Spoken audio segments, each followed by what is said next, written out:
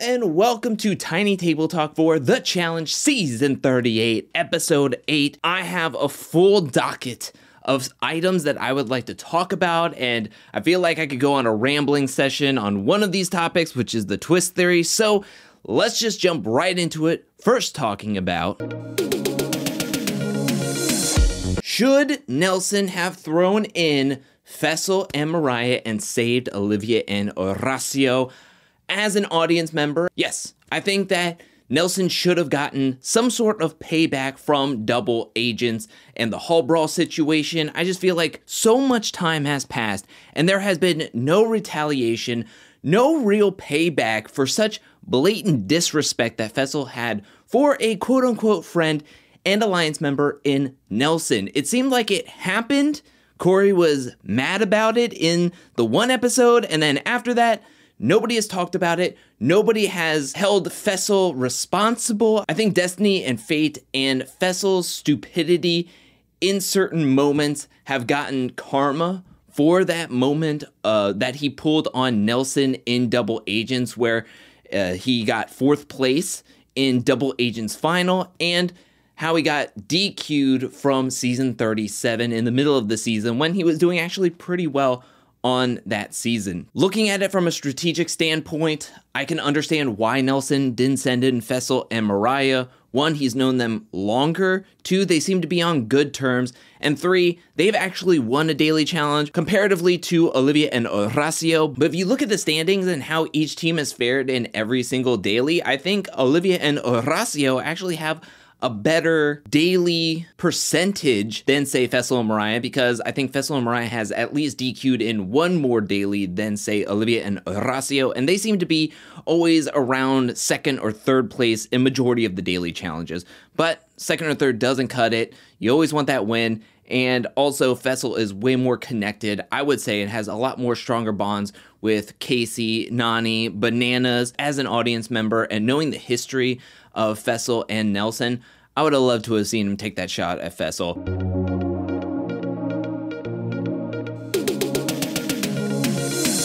All right, let's get to the main topic that I want to talk about, and it's this game-changing twist. What twist is TJ going to unleash on everybody at the next daily challenge? Now, at the end, the preview, TJ talks about how this daily challenge, this upcoming daily challenge, is imperative to win because you get a power that maybe we haven't seen before in the game, at least in this season as of right now. Now, I know a popular theory going around is that this season is going to turn into a solo game.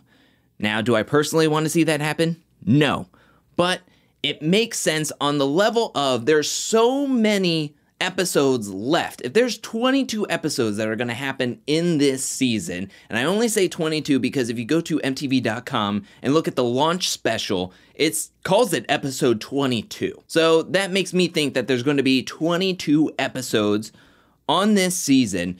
And there's so few teams left. If 2 people keep on going home, that's like 4 more episodes and then we're at the finals. So something has got to change in this game, and maybe it does turn into a solo game where 1 player leaves every single week. Do I think that makes sense in the theme of the season? Not necessarily. If it goes to a solo game, all I could think about with the power is that the 2 people who win get to stay into power, be the power couple, and then just nominate 4 individuals instead of 4 pairs, which is not necessarily a different power. It's just the same power in a different way, you know? So the next theory is, what if all the partnerships are going to swap? Kind of like Double Agents, kind of like 37, where the winners of the daily challenge get to pick new partners, their new partners, and then get to choose who partners up with whom, and they can't partner up with their original ride or die. I think this is an interesting theory because it can challenge your bonds and friendship with your original partner, and if they're partnered up with someone that you don't like or could be coming after you, well, now you have to take into account that that was my old partner, and maybe I don't want to kind of target my old partner even though they're with my mortal enemy in the game, or somebody that's called me out before, or a huge threat to me in this game. So I rewatched the launch special, and there was a sneak peek of what's to come this season, and there is a portion where Amber is working with somebody on the giant building on the night challenge where they have to walk across the beam on the side of the building,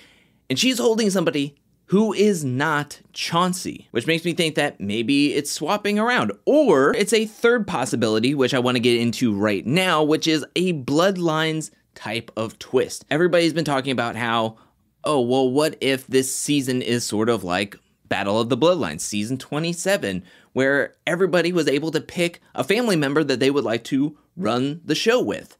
And this is kind of like the same thing. Everybody got to pick a buddy to run the show with. Okay, then what if the twist is Battle of the Bloodlines type of twist where all the pairs are split up and they're put into two giant teams? Think about it. The next daily challenge looks like a big mini final. So whichever duo wins are then split up and are team captain, and they have to do a schoolyard pick to see who goes onto whose team.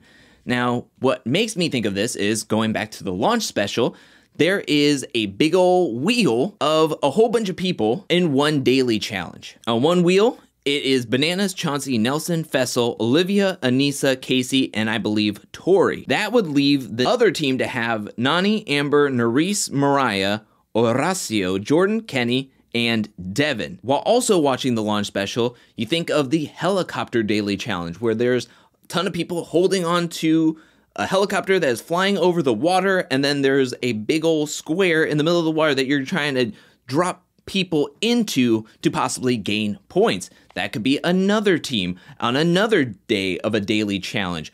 Also, remember when there is that bridge over the water daily challenge where it looks like it could be sort of like a hall brawl in the sky, a brawl bridge sort of way where it's two teams and you're trying to get to the other side and you have to try to push off your opponent's players. If you remember, Olivia is up on that bridge, she pushes somebody off and somebody is flipping around. Nani gets in a neck brace, and I think that's the daily challenge, that Nani gets into a neck brace, which also furthers that if Olivia pushes Nani, whom I claim to be on different teams, that would make sense. Now, what doesn't make sense is in season 27, only two people would face each other in the elimination. However, whoever lost, both players whom were already originally partnered up would go home. So if season 27 was the exact twist, then we would still have two people going home, which makes no sense logistically when you think about how many episodes that are left. What could also be happening in this twist is that what if everybody will get paired back up and maybe you don't have to be paired up with your original partner to stay in this game, and maybe you want a new partner, a new ride or die that you've bonded with throughout the rest of this game. That's where we go back to the picture that I was talking about with the one nightly daily challenge where it's Amber working with somebody else who is not Chauncey. So maybe at that point in the game, Chauncey went to elimination, maybe would have been eliminated, and now Amber gets to choose, or somebody else gets to choose Amber as their new partner. I mean, we've talked about how some of these ride or dies are not necessarily the best of friends or anything, that they're manufactured. So that's not totally out of the realm of possibilities. Or if we think about this, maybe it is a solo game and they're playing more so of a free agents half of this season where some dailies are going to be in pairs, some dailies are going to be ran in solos, and some dailies are going to be ran in teams. And that would make sense if the bus one is going to be happening where it's just two people playing in the bus one inside the bus as it's going back and forth.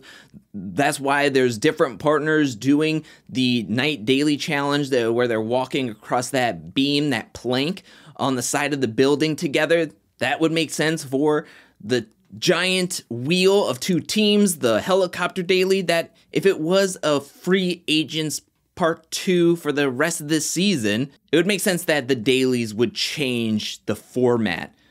But maybe they would then come back together at the end, because I just think that with a season theme like this one, you have to have the finals run in pairs, you know? At some point, you have to pair back up because it just doesn't make sense for everybody to run the finals solo-wise in a theme like Ride or Dies. That's where I keep coming back from.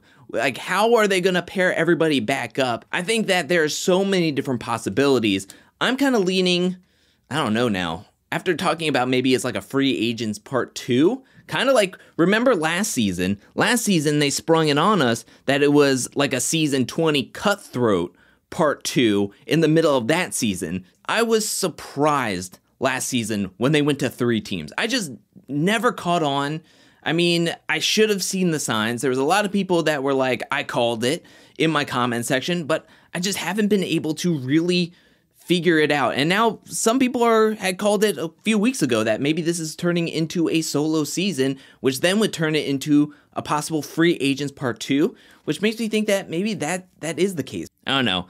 I think my theory is that I'm leaning towards season 27, but modified to where you don't need your original partner left in the game, or you will leave with them, because I just don't think that works, especially with the idea of there's so many episodes and 2 people can't leave every single week. Or it could be ran like free agents for a while, where every daily could be different, where it's ran in teams, pairs, or solo, up until the point where everybody has to rejoin back into pairs before the finals, where you can mismatch and possibly be with your original partner or not with your original partner. I think I'm settling on those 2 possibilities, but what do you think about these theories? What do you think makes the most sense to you? I want to know anything and everything, and I'll be getting to some of the comments and theories from my Thursday's review and recap, but if from me talking about this twist and these theories has sparked something in your mind that you've maybe seen in the trailers or ads or in the season that maybe you caught on to something, please let me know down in the comment section below, because I want to get to the bottom of this, and now my brain is just swirling with even more information, but I have to put a pin in it here because I think I've exhausted all of my brain power so far on every single theory that I can come up with. But if you have a different theory or agree with one of my theories, let me know down in the comment section below. Now let's read some comments from my Thursday's review and recap, and the first comment comes from Lovable Nikki, who says BMP doesn't even have any pictures of Aneesa and Jordan from hanging out while Tori and Jordan were dating and engaged. Are Aneesa and Tori really best friends? That's pretty interesting. I know that Tori and Aneesa, I think, lived together at one point, but I wonder if that was when Tori and Jordan had split up. When did they start becoming best friends? Now I'm questioning, when did Tori and Aneesa become best friends? Because I know in Dirty 30, which was Tori's rookie season, they were not close. So when did they become best friends? Maybe it was after her and Jordan broke up that they started actually getting closer and closer with each other and maybe solidified best friendship. The next comment comes from Mama Shark, who says, everybody, let's not paint a target on our backs. Nani, I've got a Sharpie and paper. Happy birthday, bananas. I still don't understand what she was getting at with putting Johnny's stats in front of everybody. I loved all the confessionals being like, all right, well, I don't know if I could trust Bananas and Nani going forward. And I was like, yeah, you shouldn't after seeing all of his stats up there. Why not just say happy birthday, Bananas? Love you a bunch, you know? The next comment comes from Nana Ama Bima, who says, Faysal treated Aneesa horribly in Double Agents, so I don't know why he expected loyalty from her. It's strange. You're not the only one who thought that, because one Chickamama also said, Fessy was such a jerk to Aneesa in Double Agents, he has a nerve thinking he should get some sort of special treatment. And Mr. Oz Brian, who, for Fessy to say he was looking for any reason to put Aneesa in really just validates what Jordan and Aneesa did and said by putting Fessy in. I thought the same exact thing. When Faysal was frustrated after the interrogation, I was like, if you would have won either this week or even say next week, you would have easily put in Aneesa and Jordan. Too many vets are trying to validate their reasoning on why they're sending somebody in, when you could just say, I think you're a big threat, and you being here isn't gonna help further me along in the game. And we're not working very closely with each other. So I'm gonna nominate you and possibly send you directly into the elimination. How hard is that? But because of the politics of this game and that people are thinking of next season, the season after that, they're thinking, I can't even say one person's name because that might hurt me in 39 when we're still in 38.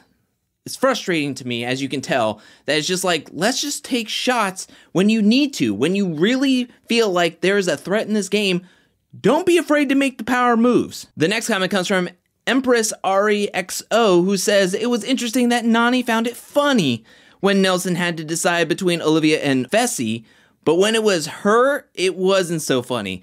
That is absolutely correct. I love this comment because you hit the nail on the head. It's not cool to me when I'm in that scenario and I have Casey up there and then I also have Laurel up there, two people that I feel very close with. I mean, she was getting on Jay and Michelle at the drop of a hat, even though they were technically throwing her a bone that if she wasn't really going to be sent into the elimination via Laurel or Casey in that scenario, but just because they were nominated, Nany was so frustrated. Yep, it's laughable when Nelson has to make that decision. Now let's get into some of the theories that I found in the comment section. One comes from Kendall Davis, who says a purge is coming. A purge would be very unique, very powerful, a power that we haven't seen this season. So if somebody won into power, maybe they would be able to pick a team to purge. But a purge doesn't take into account how many episodes this season will have. And normally, if you would have an overabundance of teams, I would be saying that, yes, you would be correct that the purge would be coming, but I'm kind of skeptical on the purge theory, but I don't want to leave any stone unturned, so I wanted to shout out Kendall Davis. Another theory comes from Angel Blade, who says, something I'm hoping for at one point, the teams go to pull the dagger, first two teams pull one with nothing, the third team is happy, they're safe, but go to pull the third one and it has nothing on it. TJ says, surprise, all four teams are competing in elimination tonight. Now that would be a double elimination that I think would shock a lot of people, not only in the game, but the audience. Again, I don't know how that kind of solves the episodes to team ratio because a double elimination would be something pretty crazy. It would be a power that we would have not seen as of recently because if a team wins into power next week and is safe and gets to put in four teams, yet all four teams are going to go directly into the elimination and compete against each other, that would be a power that is very significant in this game. But again, if there was an overabundance of teams at this point, I would think that that would be an incredible twist. But again, we are dealing with a limited amount of resources with a ton of time still left on our hands if there are 22 episodes on this season. So again, it would be super, super interesting, and we do not want to leave any stone unturned. And also, we can revert back to this video if, say, me or anybody in my comment section that I read out loud today hits it on the head, I can revert to this and be like, yo, look at this. We called it. Connor8358 comes in with a comment saying, I hope the twist is Redemption House again. Honestly, imagine the scenes if Jay and Michelle walked back into the house. That would be incredible. I am, for one, not a huge fan of the Redemption House. If you lose, you should just head out. However, a Redemption House is kind of interesting in this scenario because, one, we do need more teams in this game if the format is going to stay pairs. So, Redemption House isn't necessarily out of the question. There could be a Redemption House twist. I wouldn't mind seeing Kim and Colleen come back into the game. I don't know. You're kind of making me intrigued by this Redemption House possibility there, Connor. We'll keep that in mind for coming into next episode. And the final comment comes from Tavon Brown, who says, I think we may be getting a Battle of the Bloodlines twist where they'll split into teams. I'm still leaning towards Battle of the Bloodlines twist, especially after rewatching the launch special. But Connor made me think of the Redemption House and how interesting a Redemption House could be. But that is it for this week's Tiny Table Talk. What are your theories about what could be happening and the twist that could be implemented in next episode? Let me know down in the comment section below. Do you think Nelson should have got payback on Faysal for what happened in Double Agents and should have sent him in instead of Olivia and Horacio? Let me know that as well. Or do you think he made a really good strategic decision in not sending in Faysal and Mariah? Let me know that as well. Let me know anything and everything you thought about this episode and possibly what's to come in the next episode. I want to give a special shout out. Thank you to everyone who supports me over at patreon.com/angelcakevids. Thank you for your support. Thank you for your generosity. Thank you. And thank you to everyone who is watching this video up to this point. I'll be back really soon with more challenge content, more challenge 38 content, more content in general. But until then, peace.